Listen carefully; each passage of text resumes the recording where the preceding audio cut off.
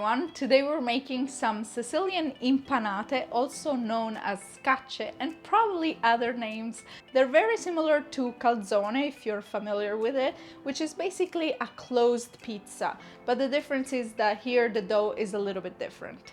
They're so amazing. They're just one of my favorite Sicilian recipe, and the beauty is that you can stuff them with all kinds of different ingredients. I'm gonna make two versions of stuffing. One it's gonna be with onions and potatoes, which is my personal favorite, and one it's gonna be with ricotta and spinach. But again, the options are endless. Let's get started. The first step is to melt the dry yeast in a little bit of warm water from the amount indicated on the recipe. Give it a quick mix and let it sit for a few minutes. Meanwhile, mix the two types of flour. So we're using durum wheat flour, which has a yellowish color and it makes the crust a little bit crunchier, and then also regular all-purpose flour. Pour the remaining amount of warm water, the melted yeast, and a teaspoon of sugar. Stir it up with a spoon. Lastly, our dough will need 2 tablespoons of olive oil and 2 teaspoons of salt.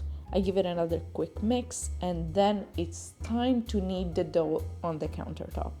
I suggest kneading the dough for about 5 to 10 minutes until after some arm workout it will become nice and smooth. At this point, I place the dough back into the bowl and I cover it with saran wrap. It needs to rest for 2 hours, ideally in the oven turned off. Make sure it is turned off with the light on to provide a nice warm and dry environment.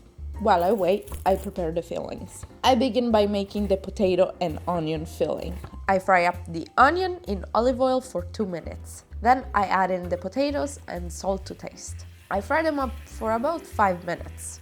You don't need to stir them constantly so that they get a delicious brown crust.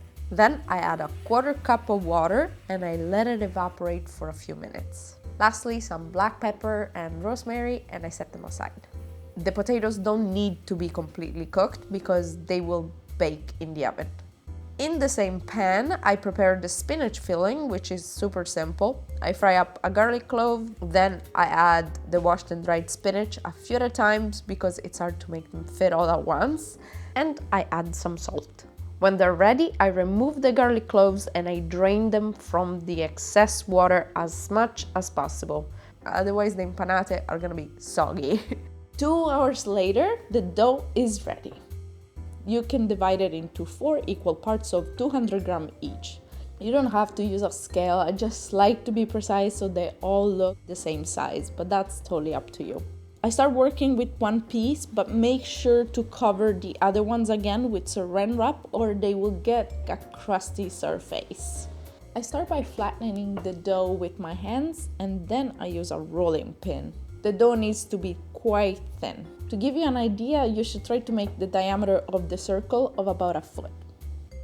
Don't worry, the dough doesn't need to be rolled out into a perfect circle, but my suggestion to make it more round is simply every once in a while flip it over and also move the edges in a way that it creates a circle, just like that. Now I spray the dough with some olive oil and I add the filling only on half side. I like to make it nice and stuffed. You can also add some mozzarella cheese if you like. Alright, now I fold the dough closed and then I press together the edges. To make a very nice crust, I take the edge and I fold it over the tip of my finger and I press it down, just like this. It may seem complicated, but it's quite simple once you get the hang of it. Now I carefully move the scacce into a pan with parchment paper that I previously oiled. I spray some olive oil on top of the impanata and I make some holes with a fork that will help the impanata cook evenly. Now I'm going to make this next one with nicely drained spinach and some ricotta cheese. And by the way, you should also drain the ricotta cheese if you notice that it's a little bit too watery. I repeat the same thing for all the other ones too. Bake them in a preheated oven at 395 Fahrenheit for about 30 minutes plus 3 minutes on broil. Once they're ready, I let them cool down a bit and then I cut them in pieces. This is the one with potatoes, and this one right here is the one with spinach and ricotta.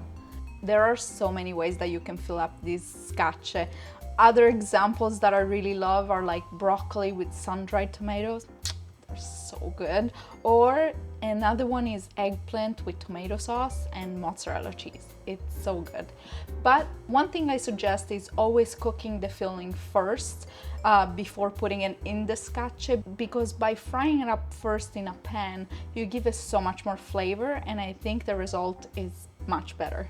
They have such a unique flavor that brings me back in Sicily.